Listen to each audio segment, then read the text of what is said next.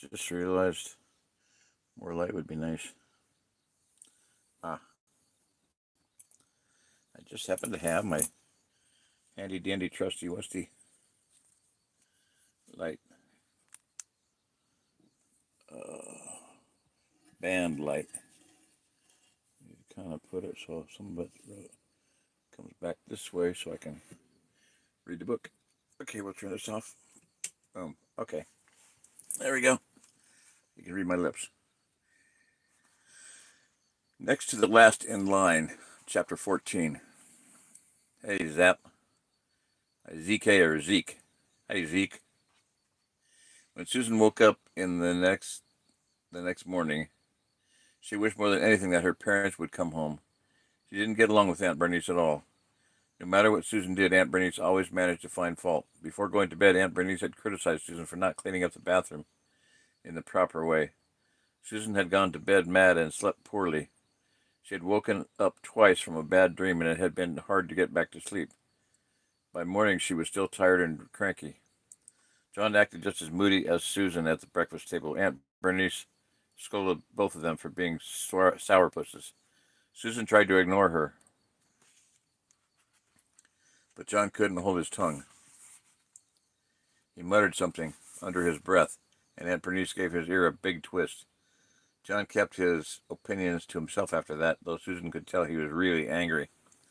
John was in such a bad mood by the time they finished the breakfast dishes that she wondered if he would come along to help her mow lawns, the Fenster's yard. Susan reminded him how impatient Mr. Fenster could be.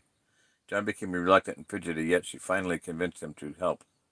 Mr. Fenster was pacing on the sidewalk, pulling on his little gray beard, waiting for the two children to arrive. Susan went right to work with her clippers. Mr. Fenster walked into his house. Just then, Susan saw Roger Darrow riding up on his bike, and she knew it meant trouble. John had just started the mower when Roger skidded to a halt by the curb. Roger looked excited and out of breath. He jumped off the bike and ran over to John. "Quick, you gotta come now," Roger said. "She's giving out numbers today." "I've got mine. I already got mine, and lots of other kids have got their numbers." "Numbers? What are you talking about?" John asked. He cut off the mower. "Yeah, what numbers?" Susan asked. She had stopped clipping around a light post and walked over. Grass stains covered the knees of her old blue jeans and the tips of her dirty white tennis shoes. Sneakers. "Mrs. Happy, the new owner of the toy store, is giving out numbers," Roger said, "and the lower your number, the sooner you get in the store tomorrow for her grand opening celebration." "She's giving them out right now?" John asked. "Yeah," Roger said. "I guess it will save time to get it done early. I'm number 17. There's still plenty of good toys left."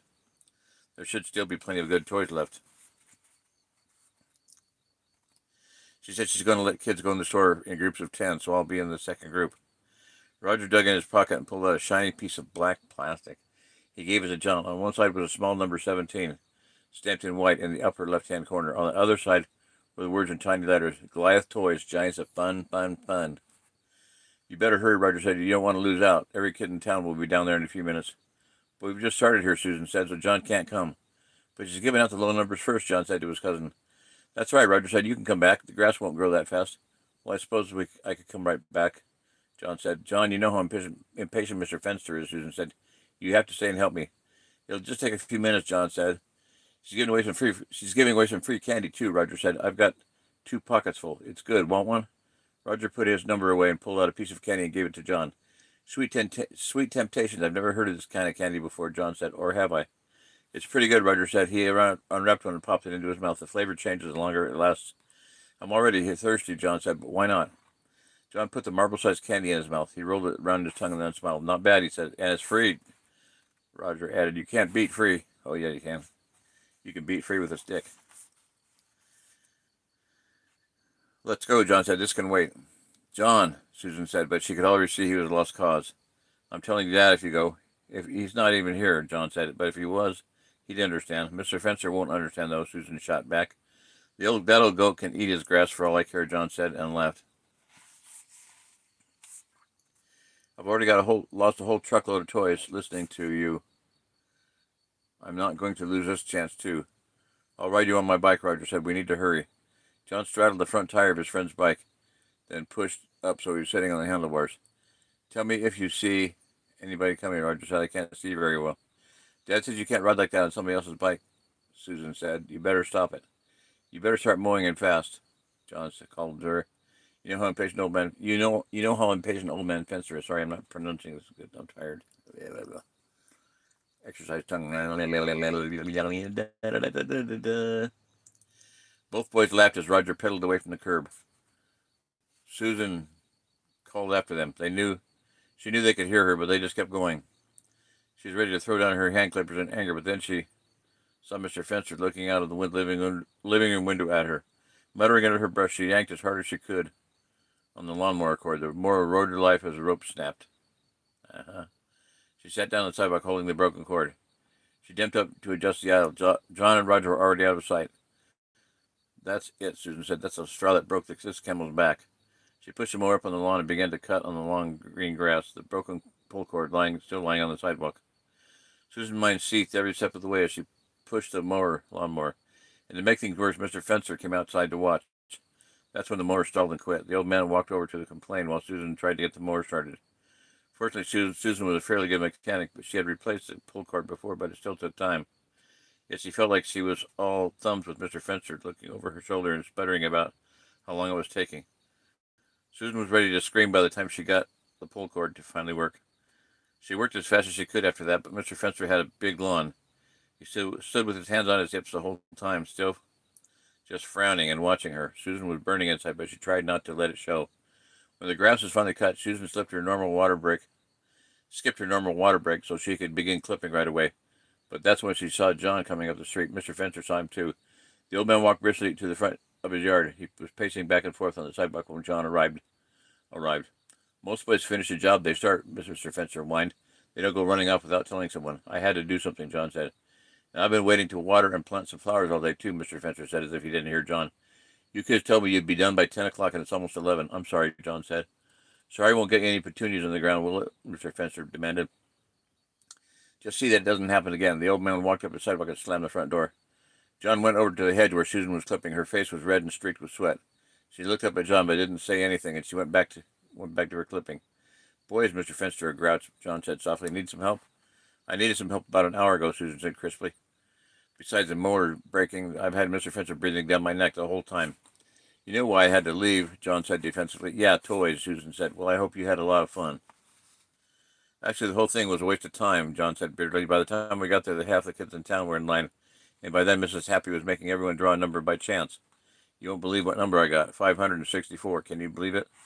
I don't know. I didn't know there were that many kids in Centerville. That's a real shame, Susan said flatly. I think I'm going to read 2 chapters because they're shorties. They're both shorties. If I could just have gotten there sooner, like Barry and his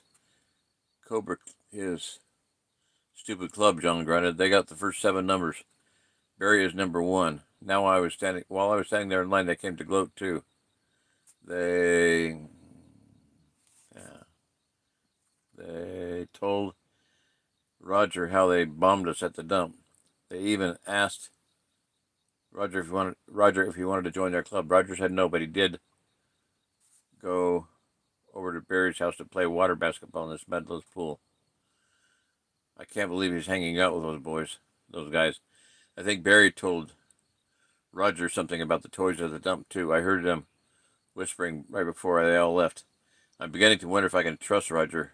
If the Cobra Club gets those toys before I do, I think I'll die. Oh. Susan looked up at John and glared. The sweat dripped off her nose. John looked around the yard. He knew Susan was angry, but he felt she could at least be a little sympathetic about his bad luck at the toy store. Did you say something was wrong with the mower? John asked.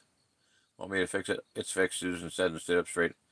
I don't need you to just go on home. Or better yet, why don't you just go out to the dump and look for your precious toys? I'm not working with you anymore. You're fired. I'll get another partner. Be that way then, John said. Susan went back to her clipping. She didn't look up until the hedge was completely trimmed. By then, John was gone. And 1, 2, 3, 4, 5, 6, 7, 8. No, sorry. Anyway, it was a short chapter. Okay. Good night.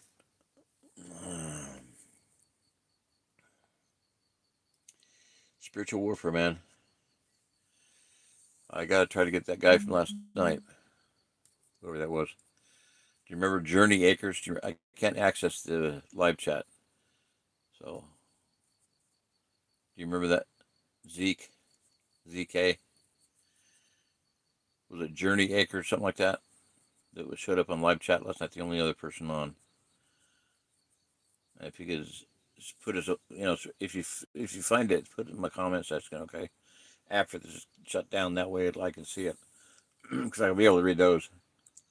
The guy last night, whoever was on last night that said hi, I'm pretty sure it was Journey Acres, if you remember, or if you can look it up. I can't do that. Journey Acres, I think is who it was. He asked if I was. They asked. I'm sure it's a guy, but I think it was. They asked if I was in where I was in Southwest, where I lived in Missouri. That's what it was. Yeah, I don't know where you're at either. So, okay, well that was it. If you can put it in the comment section if you find it. But I'm gonna look up Journey Acres. I think that if I remember right, that's what it was. So, all right, God bless. See ya. Pasta lasagna. Hasta la vista, baby. But I'm seeing spiritual warfare happen. So many people. It's just weird. I'll say that weird. Really weird. All right, the enemy's at work. I'll tell you that.